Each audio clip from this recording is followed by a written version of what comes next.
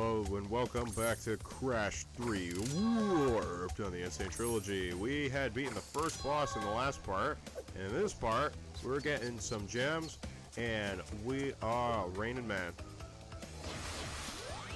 It's raining man. Hallelujah, it's raining man. Here we go, the first of the Arabian Nights levels, or Saudi Arabian levels, or, you know... Hang 'em high. The Tales of Alibaba levels. Discover and finish this. So let me tell you something about this secret gem in this level. I wait until the end of the game before I actually get the yellow gem because I don't work on the time relics. So it remained a mystery for me for the longest time, and I had to look up a guide video on how to finally get the yellow gem, because you could see the yellow gem in the distance, in the background, towards the end of the level, but there is no way over there. There's a way from that area because they invent a platform for you, but if you're not aware that that it is in your best interest to start working on your golden time relics, you might not realize that you can actually get the yellow gem as early as beating the Dingodile boss. Yeah, because by then you have to beat the Dingodile boss after you get the crystal and... I'm sorry, I talked over you, Gerda. No, yeah, by then you've got both double jump and death tornado spin, right?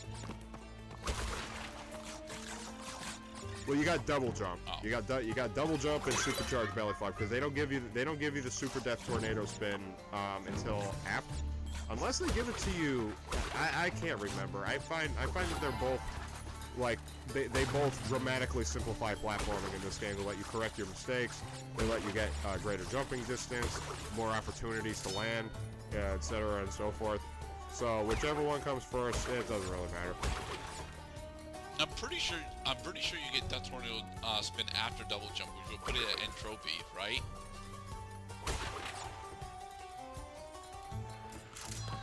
Yes, I remember now because of the number of times I had to redo the Dynamite level, which is level 11, split 3, and they immediately so the first level of each split has a little lesson located right at the start of the level that teaches you to use the ability that you just got from beating the boss in the previous split. So what they do in Dynamite is, there is a 1-up box located really high up on a stack of steel crates, 4 crates high. Now in Crash Bandicoot land that usually means you can't reach it, but thanks to the power of double jump, which they just introduced in Warp, you can actually reach it. I tried and failed the whole Ratchet and Clank lets you have double jump right away. And that also is a bonus area you could probably fail a lot because you have to nail the TNT crate in order to get the exclamation point detonator to get the jump pad you need to get all the rest of the boxes. Unless of course you come back with double jump. And we can totally get the box jump. Double jump. Double jump is both a blessing and a curse for a majority of platformers in Insane. Because on one hand, double jump is really nice for saving your ass when you need it to, but double jump on the other hand makes it so that a majority of platforming becomes trivial after you get it. Right, and then there's mode 1 is single jump, and then mode 2 is double jump, where you basically forget all the limitations and lessons of dealing with only jumping once. So you're playing like 2 entirely different games at that point. You're playing 2 entirely different games as long as you don't have the running shoes. This game has a funny way of making obsolete all of your playing habits as you play the game. Which I guess is that's a good thing though. The game should become more varied as it progresses, because if you're just doing the same fucking things all the time, solving the problems using all familiar solutions, then you're gonna get bored. Alright, it's time for the first of the motorcycle levels. Now, I recall that originally that these levels were mostly terrible, but they were still most certainly doable. How do they fare in the Sane Trilogy? They're still pretty terrible. Okay. For example, you may not know this, like I didn't, because silly me, I didn't think that there was, a little devil in every little detail that you could rock by. you can get an initial boost of speed by hitting the gas right before the green light comes up on that little countdown to do. That's basically why there's a countdown, is because it's a quick time event minigame. No. If you're not familiar enough with Mario Kart, that can definitely seem a bit off. But racers have been doing that. At least arcade racers have been doing that pretty much since Super Mario Kart on the SNES. Well, pardon me while I learn from other consoles. Pardon me if I didn't play Mario Kart on the N64. Pardon me if I lose, but I got the gem. Pardon me while I go. I'm gonna go fuck myself. I'm gonna go fuck myself. Thank you, Russ. So how many attempts did it take you to beat Hog Ride? Pretty much all of these. There are there are four motorcycle-themed levels in the game. 3 of them you find on the main quest track. 1 of them is a hidden level.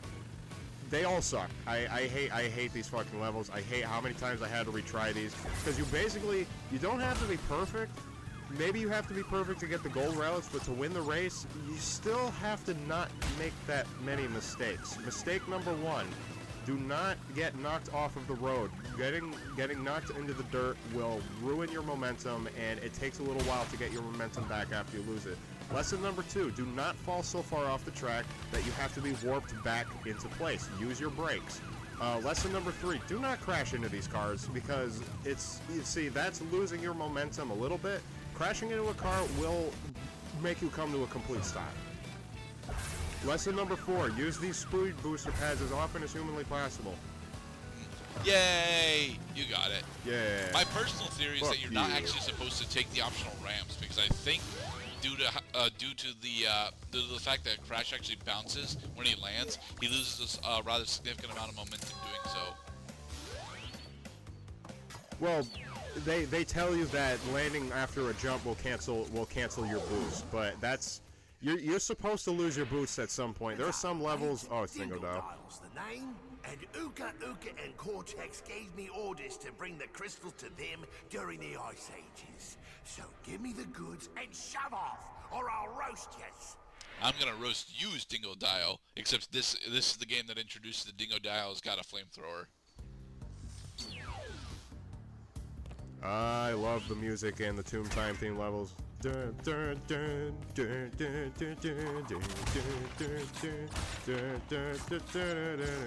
Bandicoot has still got some awesome music.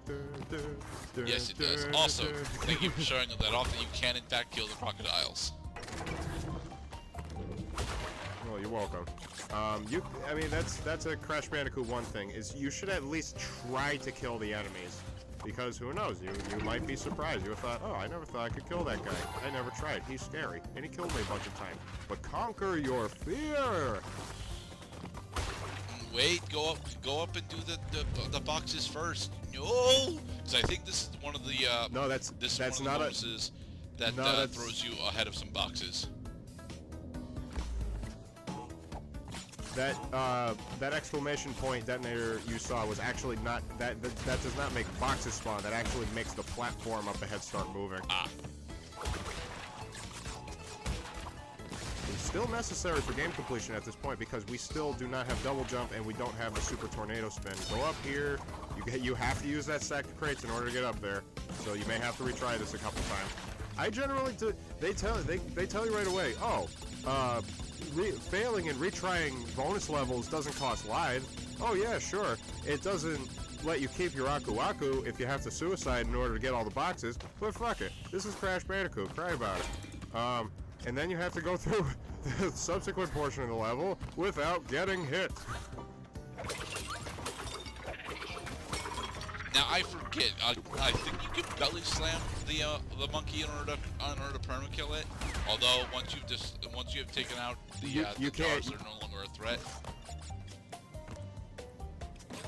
You actually cannot perma kill the monkey, as far as I can tell. Oh. You don't want to. I mean, he's just he goes from angry monkey to scared monkey. We do not like hurting scared monkey.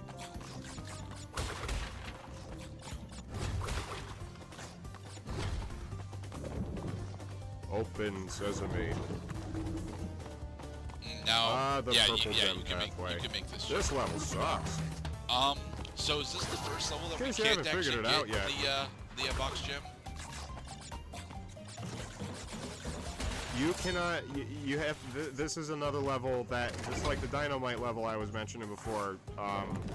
This is also a level where you have to have the color gem in order to get both the box gem and the hidden path gem. Okay.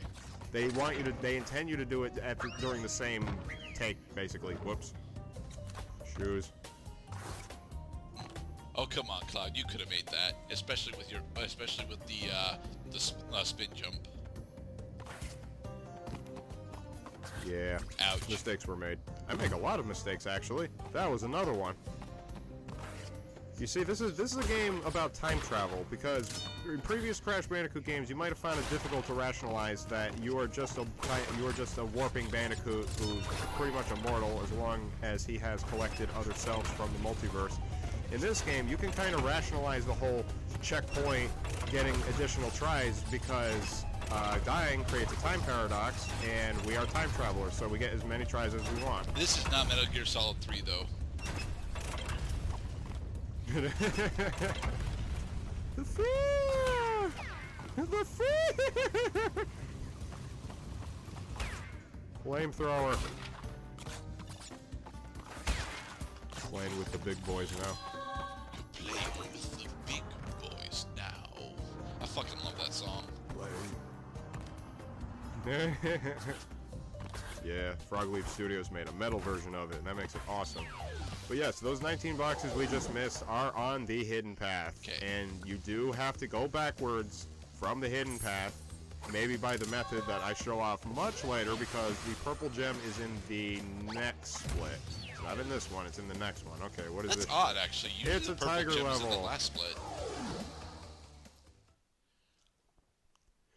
So you get the red gem. How do you get the red gem again? I can't remember how you get the red gem.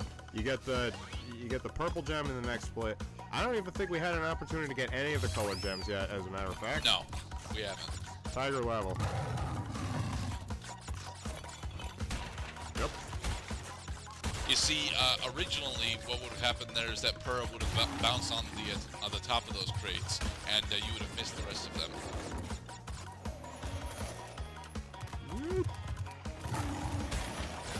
Checkpoint. Alright, now they're trying to get you to jump. But if you jump into the Chinese dragon, you die.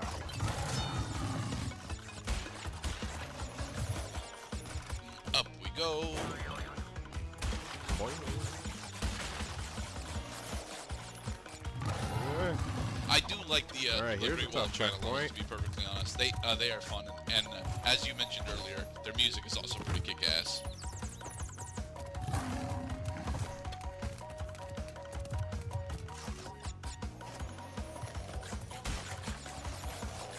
I mean, the music in this type of level at least doesn't make you feel like an ass if you have to die over and over again. It might, maybe after the first 10 minutes it'll get old, but well, it doesn't take you that many tries. You try?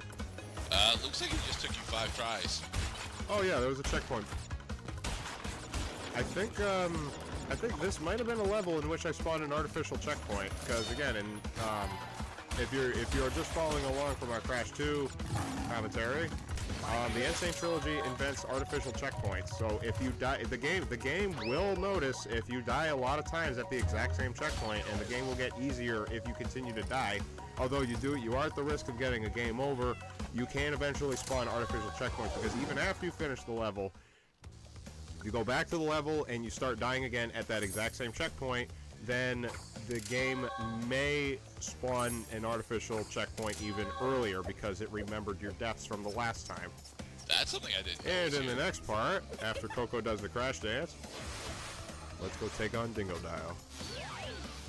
We're coming for you, you reptile. Dingo Dial. He's a man bear pig. I think he's a man.